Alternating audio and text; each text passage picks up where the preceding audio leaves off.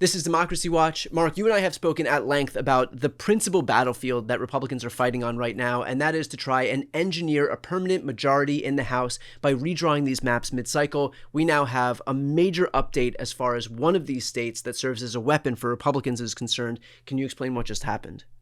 Yeah, so I had promised the governor of Missouri and the Republican legislature that if they enacted a new gerrymandered map, they would be sued, and they'd be sued quickly. And on Sunday, the governor of Missouri signed into law his illegal map, and within minutes, literally within minutes, my law firm had already filed a lawsuit on behalf of affected voters.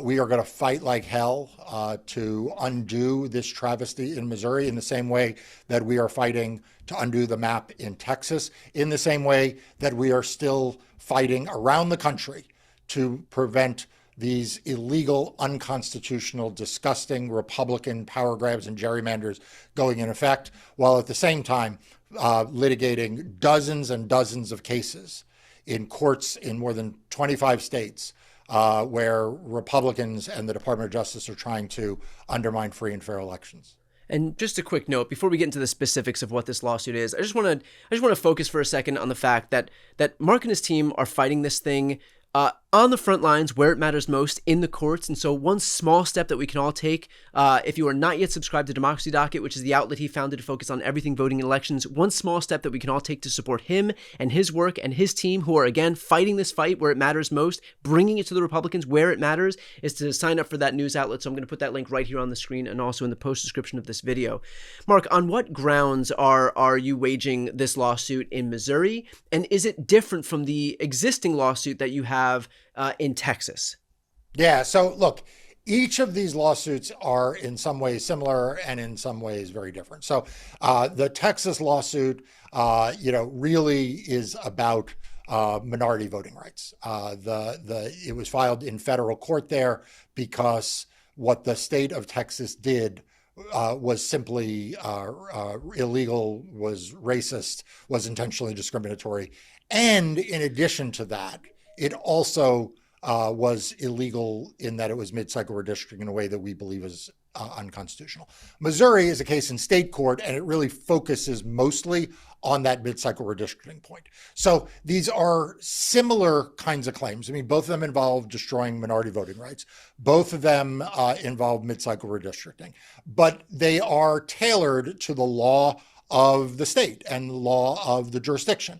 The federal claim in Texas was courtesy of, frankly, Donald Trump's administration saying the quiet part out loud. I mean, remember, in Texas, Harmeet Dillon sends a letter to the state of Texas saying your map, your existing map, the 2021 map, was illegal because it aided minority voters. And then Greg Abbott used that as the basis to call a special session that then took away the rights of those minority voters. So Texas is in a world of hurt. I mean, they're now saying basically the letter was wrong. I've never seen a Republican state distance themselves from a Republican Department of Justice like they have there.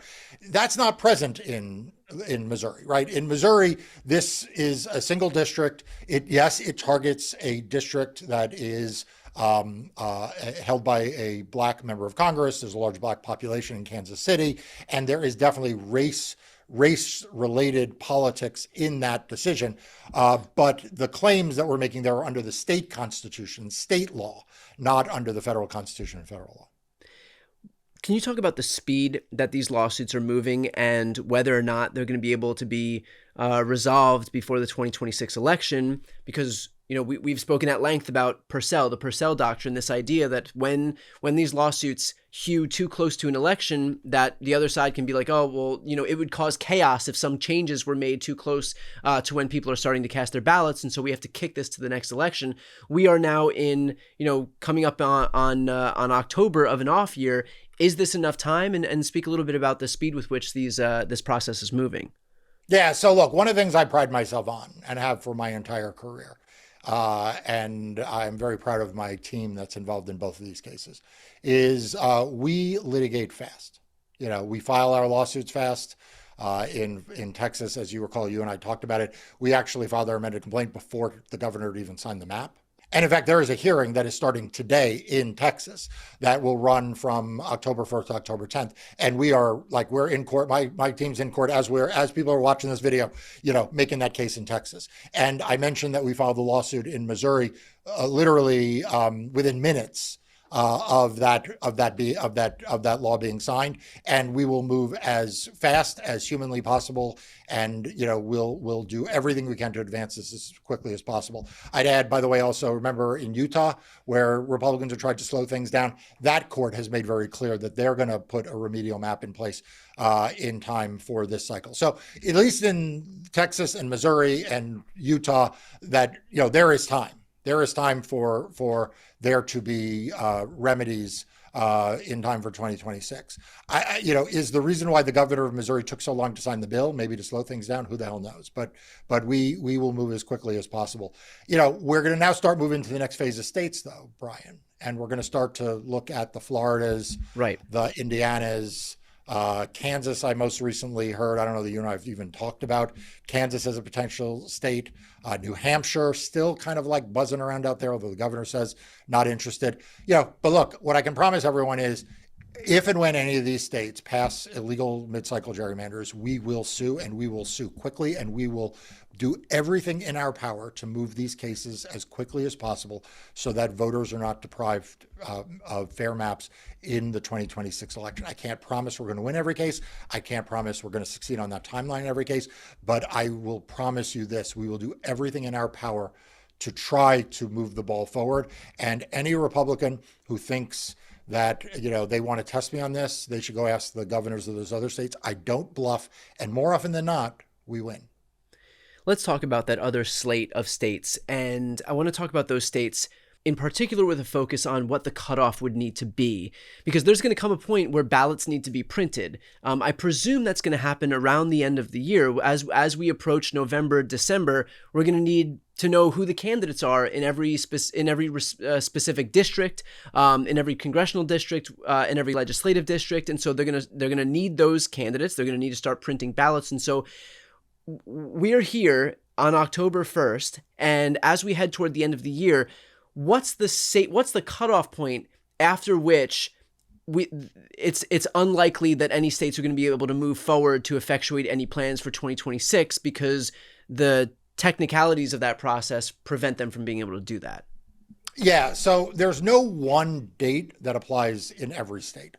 So as you know, some states have very early primaries, some states have very late primaries. Now, early and late are still relative terms, but the deadlines for when candidates have to qualify for the ballot, which is kind of like the first deadline in that analysis. Like if you said you wanted to run in a California House race for Congress, when do you have to submit your paperwork, right? That's kind of like the first deadline. Then you have further deadlines, as you say, with ballot printing and preparing for elections and the like. Those deadlines are going to vary by state. Some, as you point out, are going to be as early as the end of this year. Others, however, though, won't be until the spring.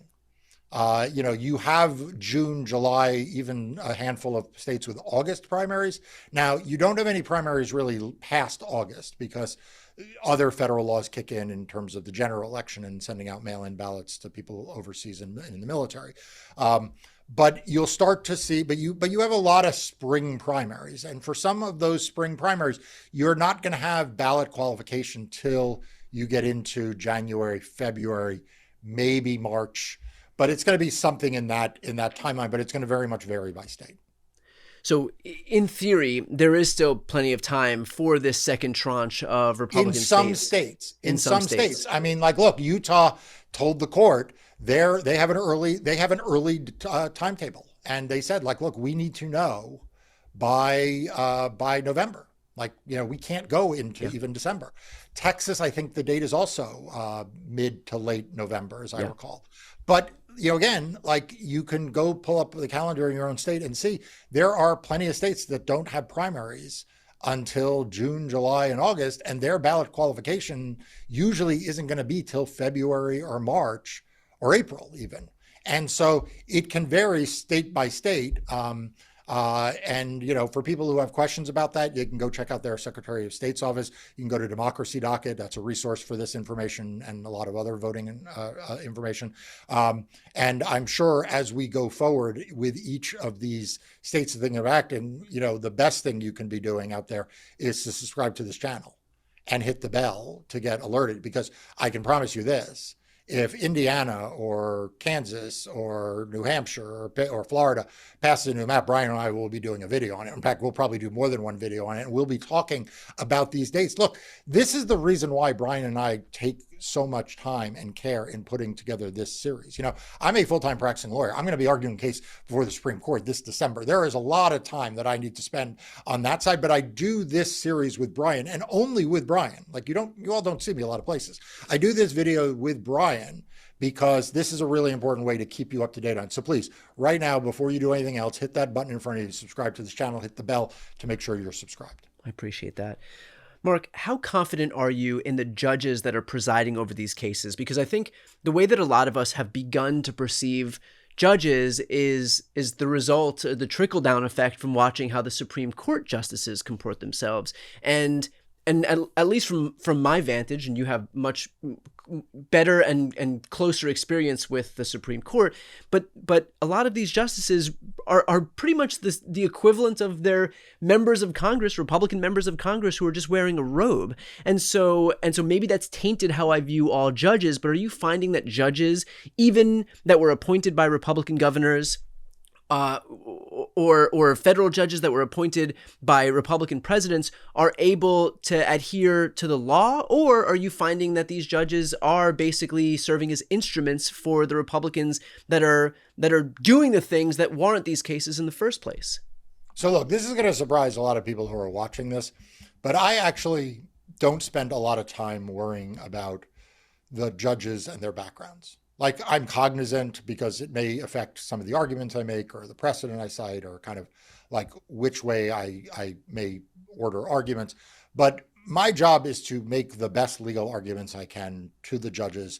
And that means going in assuming that they are open-minded and fair-minded and will follow the law and the facts where they are. There's no other way I can do my job than to kind of just have blinders on and do that.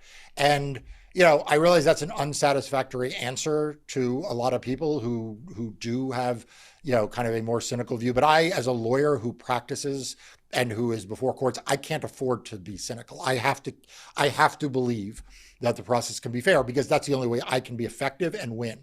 Now, that said, is there a difference in the outcomes? Sure. I'm sure statistically there's a difference in the outcomes. Although, look, we just saw a Reagan appointee in Massachusetts issue a scathing decision involving Donald Trump's administration and the First Amendment, and that came from a Reagan appointee.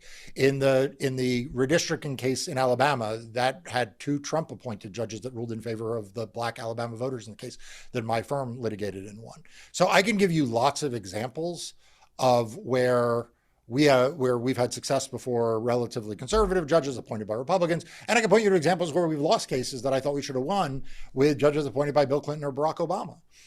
And so, like, it's not quite as linear as people fear, but, I think that, let's put it this way. I'm glad we're litigating these cases in the first year of Donald Trump's second term, because Lord knows what the judges that he's going to appoint this term may look like. Yeah. Well, we will leave it there. Of course, again, for those who are watching right now, recognizing that Marc and his team are fighting this fight where it matters most, on the front lines, in the courts. This is exactly, by the way, who we want to be fighting these fights. If ever there was a fighter that we need on the left, it is Marc and his team. So one small step we can all take, again, to show some support is to sign up for Democracy Docket. So I'm going to put that link right here on the screen and also in the post description of this video. Not only does it show support for him and his team, but it's a great resource that I use on a daily basis, and you will not regret it. I'm Brian Tyler Cohen. I'm Marc Elias. This is Democracy Watch.